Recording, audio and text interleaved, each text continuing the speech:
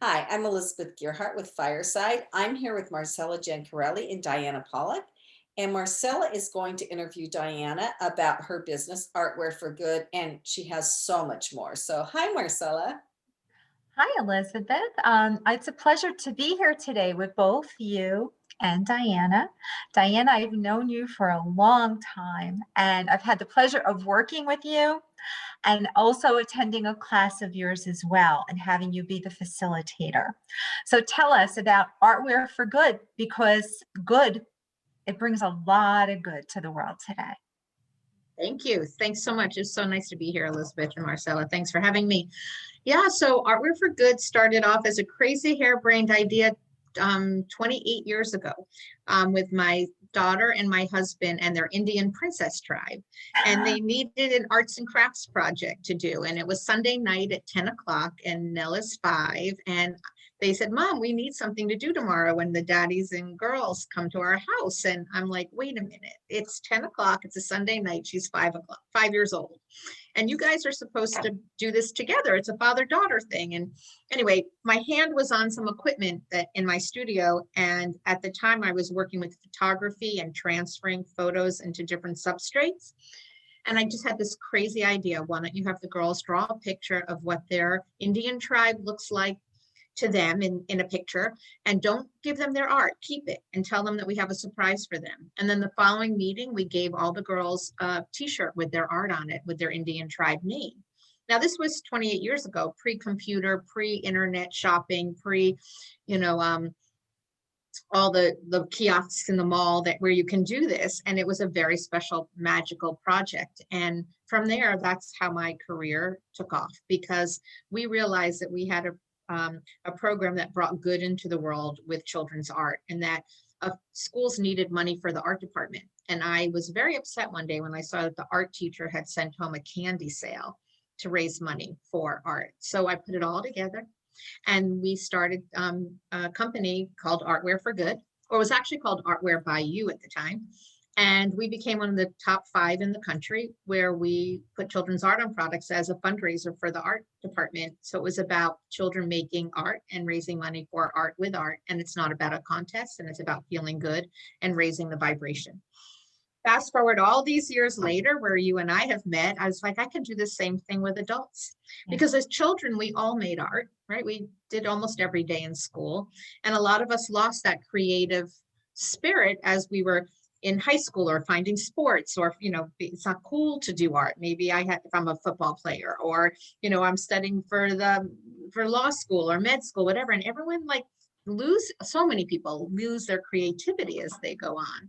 So I've had such a blast over the last 4 or 5 years going and working with nonprofits and for-profits to get adults to create art for the purpose of good, for helping nonprofits, for raising money for causes, for just stepping out of the doldrums and putting a smile on your face and doing some team building with your fellow cohorts, and in the end, do good in the world with that.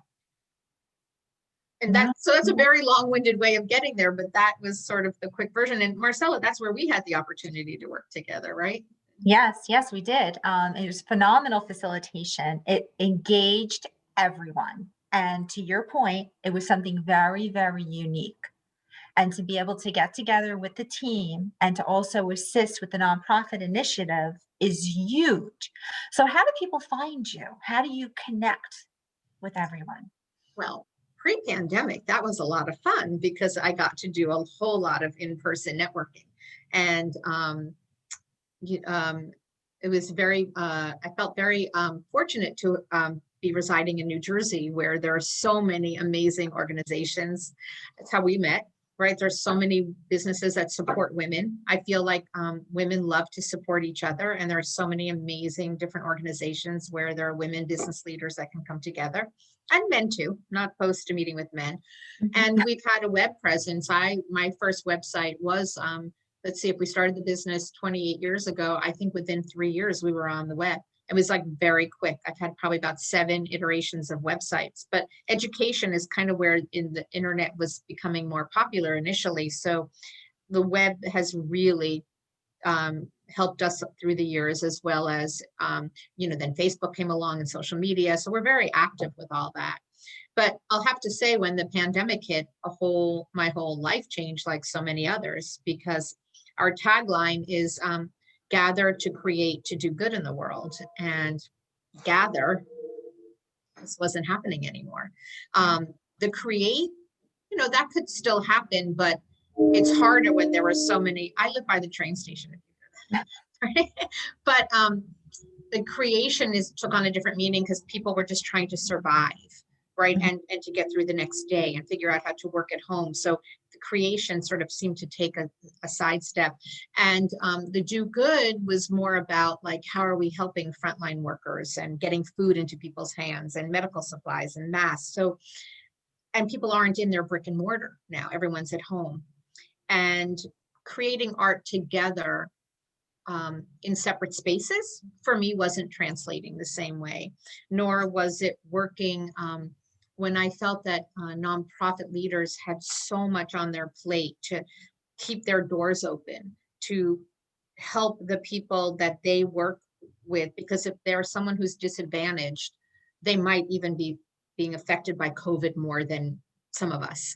So for me, it seemed like, this is a time to step back and be quiet and let everyone figure out, let things settle. And so I just kept posting a whole lot of Zoom meetings. I was like, hey, I have time. And I just, to my women's groups, and then to my nonprofits, I just said, hey, do you want to chat? I'm here. Let's gather. Let's just talk. What are we faced with? And I think I've shared with you this before, that I put out a call once to nonprofit. I took my mailing list and I sent out an email to our nonprofit mailing list. So I asked, if you're a leader, if you're an executive director, maybe you're just a volunteer, maybe you're a board member, somehow, if you're affiliated with a nonprofit, come. I want to hear, what are you faced with? And the response was phenomenal. People just needed to hear other people talk. And it was, this magic happened, because all of a sudden I saw these faces sort of go from like tense to kind of calm, when they realized they're not the only ones. Like, everyone was dealing with board members who weren't as engaged anymore, because they are dealing with homeschooling and their own work issues, and not being in the same space with your employees, and not being able to create that camaraderie, and how do we fundraise? How do we engage our donors? How do we put the right foot in front of the left foot, and each day make a difference in the world when it's so difficult? So people kept showing up and asking me, when's the next call? When's the next call? And like, it was becoming like this part-time kind of free job of mine. And so a light bulb went off, and I've had a lot of work with facilitating groups, as you know, both networking and business development groups. So I put together Mission-Driven Mastermind, and it's really exciting now, because we get nonprofits to come together and work in groups of 4. So you almost are becoming like your own little advisory board for one another, and a little rah-rah cheering section, as well as a accountability buddy. And we meet twice a month. I also realize that time is important. It's important not to, you need to spend time to work on yourself or for yourself, but not too much.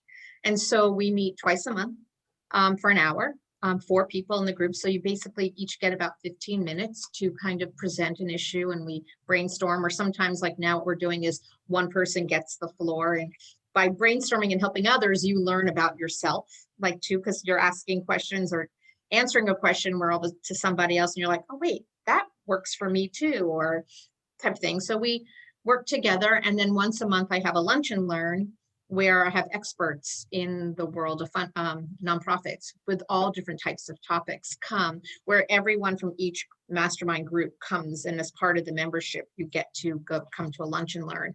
So we've had people talk about grant writing and board fatigue, and next month is Zoom etiquette. How to create better Zoom meetings, how to present yourself better on Zoom, how to be more engaging.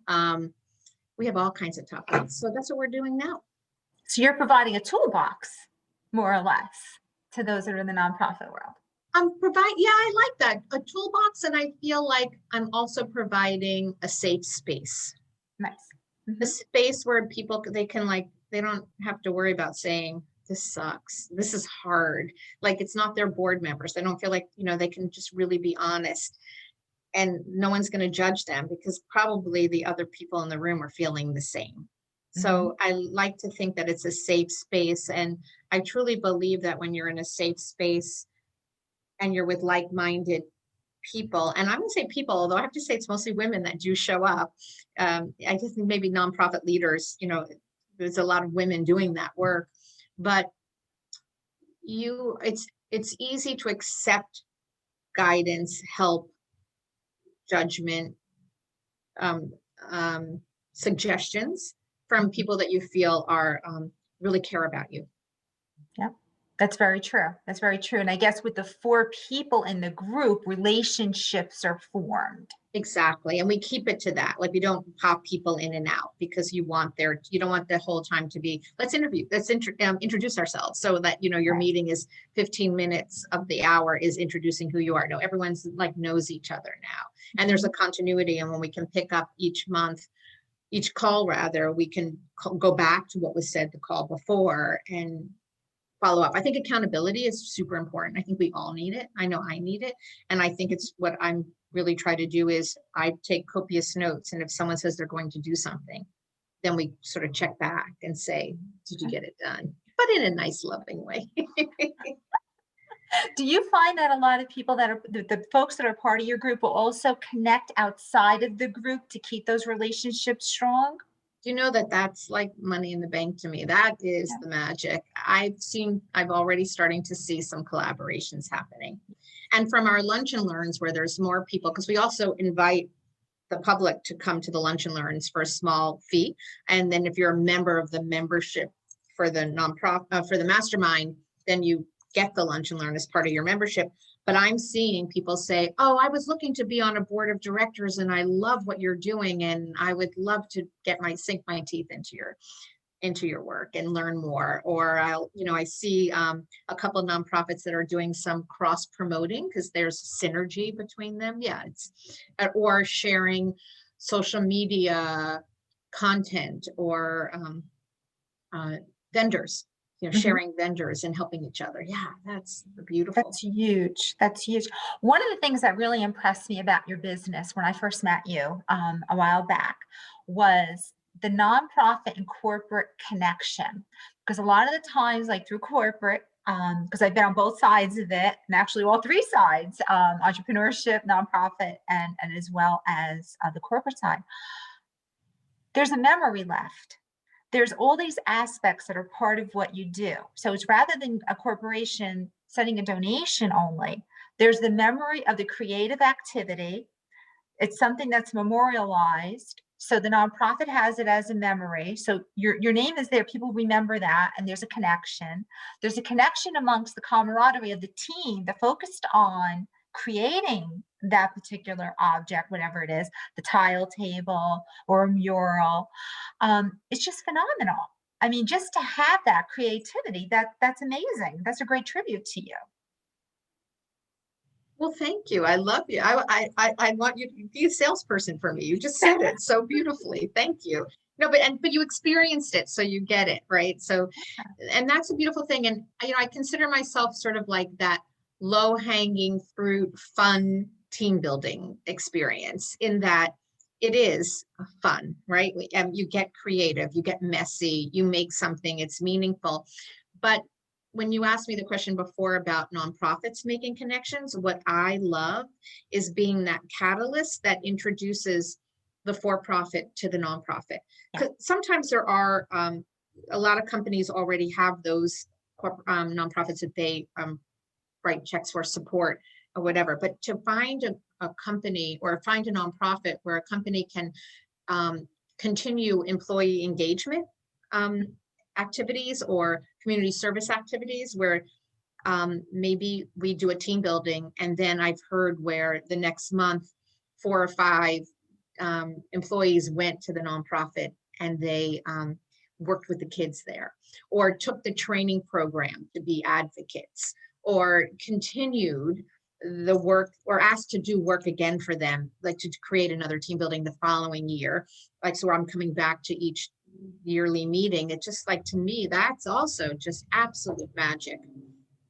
And then hopefully the money follows. I mean, I've also had where I just remember this one day we were making tile tables and for a nonprofit, and then the executive director walked out with a check for $5,000 to go along with the tables. It wasn't asked for. It wasn't, something that was part of, like, if you're doing this, this is what you need to do. But they were so touched by what was happening in the room that they were able to go do that. So if I hadn't introduced them to one another from making art and making a tile table, that would not have happened. So you're truly making a Yeah. difference. Truly making a difference. Can you talk a little bit about the Cooking for a Cause? That was exciting the moment I laid my eyes on that. Thank you. It was a little seed that's going a long way. I'm happy to. And so when people ask, what do? I think I always feel like I am the connector. So I live in the Hudson Valley now after 28 years of living in New Jersey.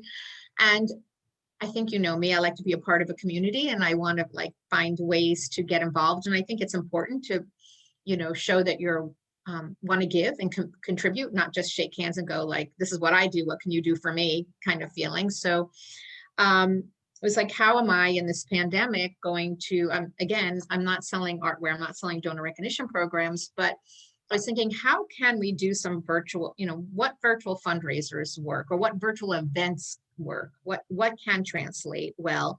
And I am a real big foodie, and I'm really about, one of the things I was missing the most is going out to all the amazing restaurants up here. In the Hudson Valley, we have so many amazing towns and places and artisan chefs, and I was missing that. And I was reading a blog, it's called Hudson Valley Eats, and I noticed that their tagline was making sure everyone in the Hudson Valley eats.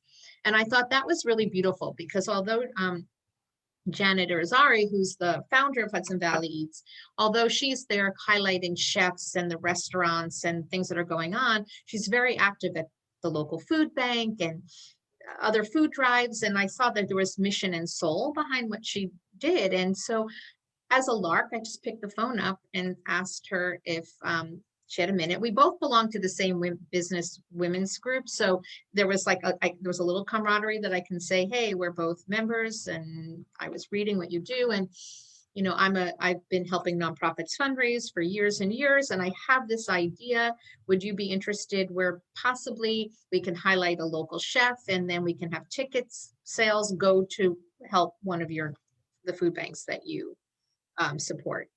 And she's like, well, I like that idea. I'll think about it. Well, that was in September. And to fast forward till now, we had a 5-part series where there's 5 major counties in, well, there's more than 5, but we took 5 of the major counties in the Hudson Valley, like Dutchess, Putnam, Rockland, Westchester, and Orange.